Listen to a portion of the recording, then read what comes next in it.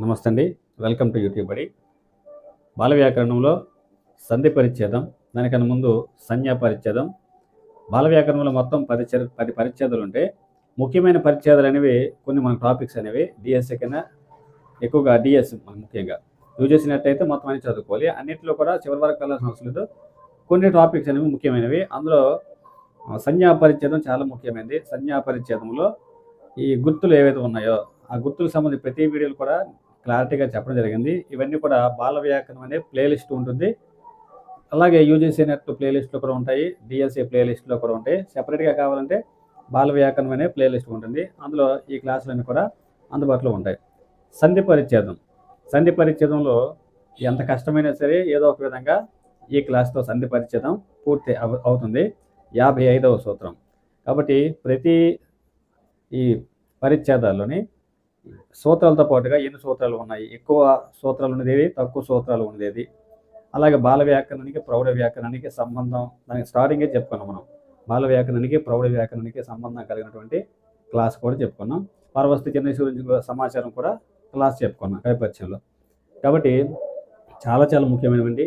UGC net JRF అయినా సరే, సెట్టకైనా సరే, డిఎస్సిలో కానీ డిఎల్లో జేఎల్ అయినా సరే జాబ్ డిసైడ్ చేసే టాపిక్ బాల వ్యాకరణం, ఛందోదర్పణం, సాహిత్య విమర్శ, తెలుగు భాషా చరిత్ర.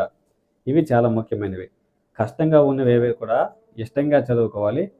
చదువుతుండగా బోర్ కొట్టేటప్పుడు ఇటువంటి క్లాసులు ఆలకిస్తే మనం చదివిన దానికి ఈ క్లాసులకి బాగా లింక్ అవుతుంది, అర్థవంతంగా ఉంటుంది. కాబట్టి ఈ క్లాసులు చెప్పడం జరుగుతుంది. మిత్రులారా, ఇప్పటివరకు మీరు సహకరించారు. మీ ప్రోత్సాహంతో క్లాసులు కంటిన్యూ చేశాను. తర్వాత పరిచ్ఛేదం కూడా తత్సమ పరిచ్ఛేదం. అవి సూత్రాలు ఎక్కువ ఉన్నాయి. అవి కంటిన్యూ చేయాలని మీ ప్రోత్సాహం ఉండాలి. కామెంట్ ఎక్కువగా ఈ వీడియోకి కామెంట్లు ఎన్ని వచ్చాయో, ఎన్ని లైక్స్ వచ్చాయి, దాన్ని బట్టి తర్వాత పరిచయం అనేది కంటిన్యూ అవుతుంది. లేదంటే నేను చదువుకుంటాను, ఆల్రెడీ మనకు జాబ్ వచ్చింది, కానీ మనకి వేరే లక్ష్యం ఉంది కాబట్టి చదవడం మాత్రం అప్పుడు చదువుకుంటాను. క్లాసులో అయితే చెప్పను. ఎందుకంటే మీకు ఇష్టం లేకుండా లైక్ చేయకుండా కామెంట్ పెట్టకపోతే మీకు ఇష్టం లేదనుకుంటాను. కాబట్టి చెప్పడం మానేస్తాను. నేనే కాదు, ఎవరైనా సరే. మీకు కావాలంటే దయచేసి సపోర్ట్ అందించండి. మన ఛానల్ని మీ స్నేహితులకి పరిచయం చేయండి. ఈ ఒక్క సూత్రం చెప్పిద్దాం. ఈ ఒక్క సూత్రంతో సంధి పరిచయం అనేది కంప్లీట్ అయిపోతుంది. స్కిప్ చేయకుండా చూడండి.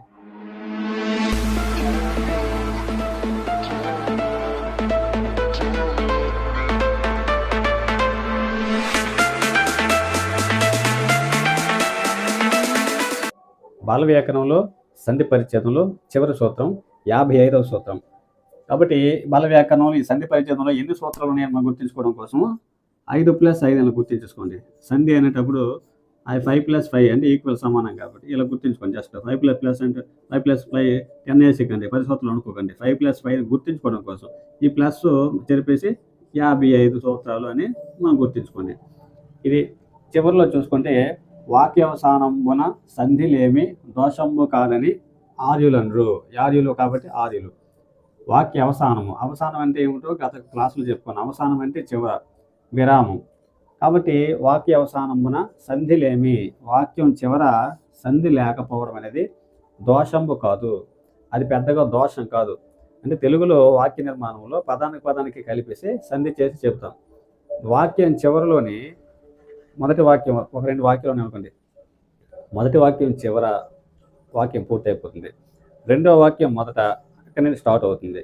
ఈ రెండింటికి కుదిరేటప్పుడు అక్కడ ఫుల్ స్టాప్ విరామం ఉంది కాబట్టి చివర ఉన్న హల్లుకి రెండవ వాక్యం మొదట్లో అచ్చుకి 2 కలిపి సంధి చేయవలసిన అవసరం లేదు. ఎందుకంటే వాక్యం చివర, వాక్యం అవసానము.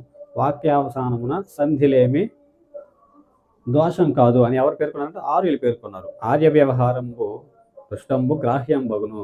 ఆర్యులు వ్యవహరించిన మాటలు అది గ్రామ్య పదాలైనా సరే, అది దుష్ట పదాలైనా సరే, సంధి లేకపోయినా వేరే విధంగా వచ్చినా సరే వాటిని గ్రహించాలని మనం కపిల కందులు, కపిలకి అర్థము, ఇవన్నీ మనం పదాలు చెప్పుకున్నాం. అటువంటిది ఇది కూడా. అంటే వాక్యం చివర సంధి లేకపోయినా సరే అది పెద్ద ప్రమాదం కాదు, అది దాన్ని గ్రహించాలి అని చెప్పడం జరుగుతుంది. ఇప్పుడు ఉదాహరణ చూస్తే మనకి క్లారిటీగా వాక్యావసానమున సంధిలేమి దోషంబు కాదని ఆర్యులనరు అనేదానికి ఉదాహరణ ఇవ్వడం జరిగింది. ఒకటి పద్యం ఇచ్చాడు, ఇంకోటి వాక్యం ఇచ్చాడు మనకి ఉదాహరణ. సత్యము సర్వశ్రేయము, అది లేనిచో సర్వధర్మములు వ్యర్థములు. ఇది వాక్యము. సత్యము సర్వశ్రేయము, ఇది ఒక వాక్యము. ఎప్పుడు వాక్యము అంటే ఫుల్ స్టాప్, నిండు సున్నా. చూసారు ఇక్కడ ఫుల్ స్టాప్ ఎప్పుడైతే ఉందో అక్కడ అది వాక్యం కంప్లీట్ అయిందని అర్థం. కాబట్టి కామ ఉంటే కంటిన్యూ అవుతున్నట్లు.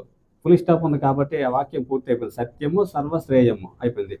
ఇది అవసానం. ఇది అవసానం. అవసానం అంటే చివర. అవసానంలో ఉన్నటువంటి అక్షరము మూ అక్షరము. సత్యము సర్వశ్రేయము. రెండో వాక్యం స్టార్ట్ అవుతుంది. అచ్చుతో మొదలైంది చూసారా? అది లేనిచో సర్వధర్మములు వ్యర్థములు. ఇక్కడికి అయిపోయింది. అంటే ఇందులో రెండు వాక్యాలు ఉన్నాయి. వాక్యం చివర, వాక్యం స్టార్టింగ్. ఇక్కడ ము అనే దాంట్లో ఊ అని వచ్చి ఉంది. ఇక్కడ ఆ అనే వచ్చి ఉంది. ఇప్పుడు రెండు సంధి చేయొచ్చు. ఎప్పుడు? ఫుల్ స్టాప్ లేనప్పుడు. ఫుల్ స్టాప్ ఉంది కాబట్టి వాక్యం చివర అయిపోయింది. కాబట్టి సత్యము సర్వశ్రేయము అని ఆపేశాడు. సంధి చేయకుండా అది లేనిచో సర్వధర్మములు వ్యర్థములు అని ఇవ్వడం జరిగింది. ఇక్కడ సంధి లేకపోవడం అనేది దోషం పెద్ద కాదు, ఎందుకంటే వాక్యం చివర. అందుకు ఈ సూత్రం చెప్పి వాక్యం చివర సంధి లేకపోయినా దోషము కాదు అని ఆర్యులు చెప్పారు అని చెప్పడం జరుగుతుంది. కాబట్టి మనం సంధి చేయక్కర్లే ఫుల్ స్టాప్ వచ్చినప్పుడు. ఫుల్ స్టాప్ లేకపోతే సంధి చేసి వచ్చేది. తర్వాత పద్యం చూడండి. పడగనున్న హనుమ భయ విహ్వలుడు గాడు అరధమునకు సూతుడచ్చుతుండు. ఇది వాక్యము. ఈ వాక్యం చివరి చూడండి, కాడు అని ఉంది, దుకారము. ఇక్కడ కూడా అంతే. పద్యంలో కూడా అంతే. పద్యంలో కూడా వాక్యం చివర లేదా పాదం అనొచ్చు. పద్యంలో పాదం అంటారు, మామూలు వాక్యం. కాబట్టి పాదం చివర కూడా కాడు. దీనికి సంధి చేయొచ్చు, కానీ సంధి చేయకుండా ఉంది. ఇలా సంధి ఎందుకు చేయలేదంటే వాక్యం అవసానం వచ్చేటప్పుడు అవసానంలో సంధి లేకపోవడం తప్పు కాదు అని ప్రత్యేకంగా సూత్రం ఉంది. దాని ప్రకారం కంటిన్యూ అవుతుంది. ఆర్యులు దీన్ని ఇలా ఉపయోగించారు కాబట్టి దీనికి ప్రత్యేకంగా ఒక సూత్రాన్ని యాడ్ చేసి పరవస్తు చెందిన చెప్పడం జరిగింది. ఏ విధంగా సరే ఈ సూత్రం ప్రకారం వాక్యాలు రాయొచ్చు. ప్రాచీన కాలంలో ఉన్న పద్యాలు బట్టి సూత్రం తయారు చేయడం జరిగింది పరవస్తు చెందిన. ఇది చివరి సూత్రం, 55వ సూత్రం. మరి దీనికి డెప్త్గా వివరించవలసిన అవసరం లేదు, ఫుల్ స్టాప్ తెలుసుకోవడమే.